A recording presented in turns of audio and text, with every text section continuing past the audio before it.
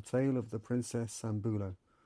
Once upon a time, King Brahmadatta had a son named Sotasena, and when he had come of age, the king set him up as a viceroy. His chief consort, Sambula by name, was extremely beautiful and gifted with so radiant a form that she appeared like a lamp flame shining in a sheltered spot. By and by, leprosy showed itself in Sotasena, and the physicians failed to cure it. When the sore discharged, he became so loathsome that in his depression he cried, "What is my kingdom to me? I shall perish without a friend in the wilderness." And bidding them tell the king, he left his harem and departed. Sambula, although he made many attempts to stop her, refused to return, saying, "I will watch over you, my lord, in the forest," went forth from the city with him. On entering the forest, he built a hut of leaves and took up his abode in a shady and well-watered spot where wild fruit abounded. How then did the royal lady watch over him? Why, she rose up early in the morning, swept out his hermitage, set some water for him to drink, furnished him with a toothstick and water to wash his mouth, and when his mouth was cleansed, she ground various simples and anointed his sores, and gave him luscious fruits to eat. When he had rinsed his mouth and washed his hands, she saluted him and said, "Be earnest in well-doing, my lord." Then, taking a basket, a spade, and a hook, she went into the forest to gather wild fruit. And she brought and set it on one side, and fetching water in a jar, she, with various powders and clay, washed Sotasena and again offered him wild fruit. And when he had finished his meal, she brought him scented water, and herself partook of the fruit. Then she arranged a board with a coverlet, and as he lay down on it, she bathed his feet, and after dressing and cleaning his head and back and feet, she came and lay down by the side of the bed. In this way did she watch over her lord. One day, as she was bringing fruit from the forest, she espied a mountain cave, and putting down the basket from her head, she stood on the edge of the cave, and stepping down to bathe, she rubbed her body all over with a yellow dye and took a bath. After washing herself, she climbed up again and put on her bark garment, and stood on the edge of the pool, and the whole forest was lighted up with the radiance that was shed from her person.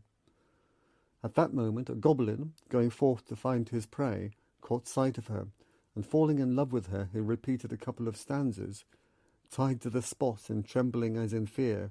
"Who in this rocky cave is standing here? Tell us, I pray, O slender-waisted dame, who may thy kinsmen be, and what thy name? Who art thou, lady, ever fair and bright, and what thy birth, that thou canst flood with light this grove, fit home of every beast of prey? An ogre, I to thee due homage pay." On hearing what he said, she replied in 3 stanzas. "Prince Sotasena know full well, is heir to the Kazi throne, and I, this prince's wedded wife, as Sambula am known. Vide's royal son is sick, and in the forest lies. Alone I tend him, mad with pain, or else he surely dies. This savoury bit of venison I picked up in the wood, and bear it to my lord today, now faint for want of food," followed by stanzas spoken alternately by the goblin and the lady. "What good is this sick lord of thine, O Sambula, to thee? No wife, but nurse is what he craves. I will be thy husband be. With sorrow worn, a wretch forlorn, no beauty can I claim. If thou fain a bride to gain, go woo some fairer dame. 400 wives have I to grace my home on yonder hill. O lady, deign o'er them to reign, and each fond wish fulfill. Fair maid, so bright with golden light, whate'er is dear to thee is mine to give, to come and live a life of joy with me. But if denied to me as bride, thou art my lawful prey. Thou wilt be good to serve as food to break my fast today." That ogre grim with his 7 tufts, inspiring dread alarm, found helpless Sambula astray and seized her by the arm. Thus held him that ogre grim, her lustful cruel foe. She still deplored her absent lord, nor e'er forgot his woe. "No grief to me that I should be this hateful ogre's prey, but that the love of my dear lord from me should fall away. No gods are here, but absent far they flee, nor any guardians of the world I see, to check the course of outrage and suppress all acts of unrestrained licentiousness." Then was the abode of Saka shaken by the efficacy of her virtue, and his throne of yellow marble showed signs of heat. Saka, on reflection, discovered the cause, and, taking his thunderbolt, he came with all speed, and standing above the goblin, spoke another stanza. "'Mongst women folk the chief in fame, she's wise and perfect, bright as flame. Shouldst thou eat her, thy skull be riven, O goblin, into fragments 7, so harm her not, let her go free, for a devoted wife is she." On hearing this, the goblin let Sambula go. Saka thought, "This goblin will be guilty of the same thing again," and so he bound him with celestial chains and let him loose on the 3rd mountain from thence, that he might not return. And after earnestly exhorting the royal lady, he departed to his own abode. And the princess, after sunset, by the light of the moon, reached the hermitage. There, to explain the matter, she recited the following 8 stanzas. "Escaped from ogre to her hut she fled, as bird returning finds its fledglings dead, or cow, robbed of her calf, laments an empty shed. Thus Sambula of royal fame made moan, wide-eyed and helpless in the wood alone. Hail, priests and Brahmins, righteous sages too, deserted I for refuge fly to you.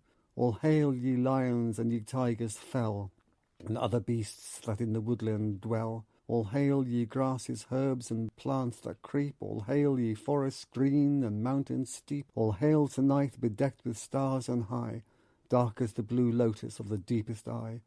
All hail to Ganges, mother of rivers she, known amongst men as famed Bhagirati. Hail Himavert, of all the mountains king, huge rocky pile o'ertopping everything." Regarding her, as she uttered this lamentation, Sotasina thought, "She is overdoing her lamentation. I do not quite know what it all means. If she were acting thus for the love of me, her heart would be broken. I will put her to the test." And he went and sat at the door of his hut. She, still lamenting, came to the door, and making a low obeisance, said, "Where has my lord been?" "Lady," he said, "on other days you have never come at this hour. Today you are very late," and in the form of a question he spoke this stanza. "Illustrious lady, why so late today? What favoured lover led to this delay?" "My lord, I was returning with my fruit when I beheld a goblin, and he fell in love with me, and seizing me by the hand, he cried, 'Unless you obey my words, I will eat you alive.' And at that moment, sorrowing for you only, I uttered this lament," and she repeated this stanza. "Seized by my foe, I, full of woe, these words to him did say, 'No grief to me that I should be a hateful ogre's prey, but that the love of my dear lord from me should fall away.'" Then she told him the rest of the story, saying, "So when I was seized by this goblin, and was unable to make him let go, I acted as to excite the attention of the god. Then Saka came, thunderbolt in hand, and standing in the air, he threatened the goblin and made him release me. And he bound him with magic chains and deposited him on the 3rd mountain range from here, and so departed. Thus was I saved by means of Saka." Sotasina, on hearing this, replied, "Well, lady, it may be so. With womenkind it is hard to discover the truth. In the Himalaya region dwell many foresters, ascetics, and magicians. Who shall believe you?" And so saying, he repeated a stanza. "Your jades are ever by far too clever. Truth among such is a great rarity. Ways of their sex are enough to perplex, even as the course of a fish in the sea." On hearing his words, she said, "My lord, though you do not believe me, by virtue of the truth I speak, I will heal you." So, filling a pot of water, and performing an act of truth, she poured water on his head and spoke this stanza. "May truth for aye my shelter be, as I love no man more than thee. And by this act of truth I pray, may thy disease be healed today." When she had thus performed an act of truth, no sooner was the water sprinkled over Sotasina than the leprosy straightway left him, as if it were copper rust washed in some acid. After staying a few days there, they departed from the forest, and coming to Benares, entered the park. The king, being apprised of their arrival, went to the park, and there and then bade the royal umbrella to be raised over Sotasina, and ordered that Sambula, by sprinkling, should be raised to the position of chief queen. Then, conducting them into the city, he himself adopted the ascetic life and took up his abode in the park, but he still constantly took his meals in the palace. And Sotasina merely conferred on Sambula the rank of chief consort, but no honour was paid her, and he ignored her very existence and took pleasure with other women.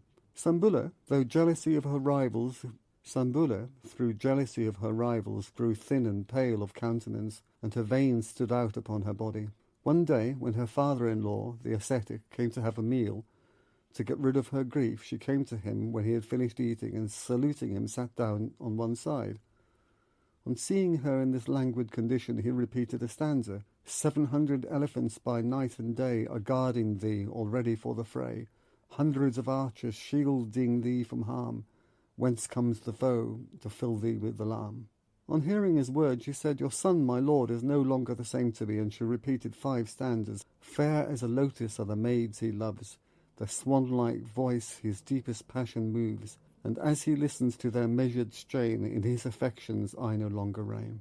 In human shape, but like to nymphs divine, adorned with ornaments of gold they shine. Of perfect form the noble maidens lie, in graceful pose to charm the royal eye. If I once more might wander in the wood, to glean a portion for his daily food, once more I should my husband's love regain, and quit the court in forest realms to reign. And women may in softest robes be dressed, and be with food in rich abundance blessed. Fair though she be, yet if an unloved wife, best fix a rope and put an end to life. Yea, the poor wretch on bed of straw that lies, if she find favour in her husband's eyes, enjoys a happiness unknown to one, rich in all else, poor in love alone. When she had thus explained to the ascetic the cause of her thus pining away, he summoned the king and said, Dear Soticina, when you were crushed by the disease of leprosy and hid yourself in the forest, she went with you and ministered to your wants, and by the power of truth healed your sickness. And now, after she had been the means of your being established on the throne, you do not even know the place of her sitting and uprising. This is very wrong of you. An act of treachery to a friend like this is a sin, and reproving his son, he repeated this stanza. A loving wife is ever hard to find, as is a man that to his wife is kind. Thy wife was virtuous and loving too. Do thou, O king, to Sambula be true. After he had thus reproved his son, he got up and went away. The king, when his father was gone, called for Sambula and said, My dear, forgive the wrong I have done you this long time. Henceforth I confer on you all power. And he repeated the final stanza. Shouldst thou, with wealth in great abundance blessed, still pine away by jealousy oppressed, I and these maidens, creatures of thy hand, will be obedient to thy command. Thenceforth the pair lived happily together, and after a life of charity and good works they departed to fare according to their deeds. The ascetic, after entering upon ecstatic meditation, passed to the heaven of Brahma.